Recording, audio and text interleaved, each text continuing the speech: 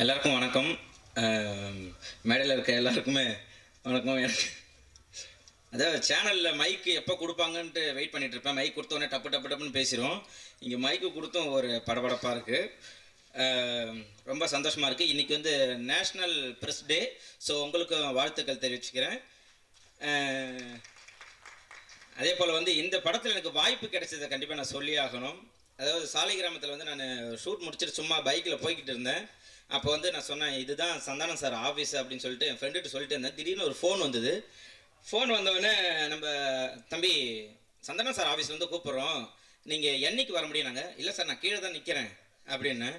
கீழே நிற்க தம்பி, நீங்கள் விஜய் டிவியில் பண்ணுற மாதிரி காமெடி பண்ணாதீங்க, நீங்கள் என்னைக்கு வரீங்க அப்படின்னு கேட்டாப்ப, ராஜ்குமார் சார் உண்மையிலுமே கீழே தான் சார் நிற்கிறேன் அப்படின்னு சொன்னேன். அப்படியா அப்படின்னு சொல்லிட்டு மேலே போனோடனே எனக்கு ஒரு ஆச்சரியமாயிடுச்சு. அவர் என்னங்க கீழே நின்றுங்க? இல்லை, அண்ணன் படத்தில் எப்போ வாய்ப்பு கிடைக்கும் அப்படின்ட்டு வெயிட் பண்ணிக்கிட்டே இருந்தேன் அப்படின்னு. அண்ணனை பற்றி சொல்லி ஆகணும். அண்ணன் தான் எனக்கு வந்து, அதோ நான் கார் வாங்கினோடனே அண்ணன் தான் எடுத்துகிட்டு போய் காமிச்சேன் ஃபஸ்ட்டு. அண்ணன் கார் வாங்கிட்டு இருக்கேன் அப்படின்னு. சூப்பர்ப்பா அப்படின்னாரு. சரின்னு சொல்லி கேரன் படி திடீர்னு அண்ணன் கூட்டம் அமிச்சார். வந்தோடனே எந்தப்பா அப்படின்னு எனக்கு ஒரு விநாயகர் சிலை கொடுத்தாரு. அதே போல் முதல் கடவுளையும் அவர் தான் கொடுத்தாரு. முதல் எனக்கு வாய்ப்பையும் அண்ணன் தான் கொடுத்தாரு. இந்த படம் வந்து எனக்கு வந்து ஒரு பயங்கரமாக ஒரு ஓப்பனிங்காக இருக்கும். அதுவும் அண்ணன் கூட நடிக்க, ஏன்னா நான் சேனல்லலாம் எல்லோரும் வருவாங்க, கெஸ்ட்டாக வருவாங்க, சும்மா சிரிச்சா போச்சில் நாங்கள் மாட்டின ஏதோ நடிப்போம். அப்படி எட்டி இருந்து ஃபோட்டோ கேட்கலாமா, எதாவது திட்டுவாங்களா அப்படின்னு இருக்கும். அவங்க கூட நம்ம நடிக்கிறப்ப எனக்கு ரொம்ப பெருமையாக இருந்தது. அதே போல் எந்த விஷயமா இருந்தாலும் அண்ணன் செல்லம் நீ இதை பண்ணு, கண்டிப்பாக நீ இதை பண்ணு, நீ எதை பண்ணணும்டா அப்படின்னு.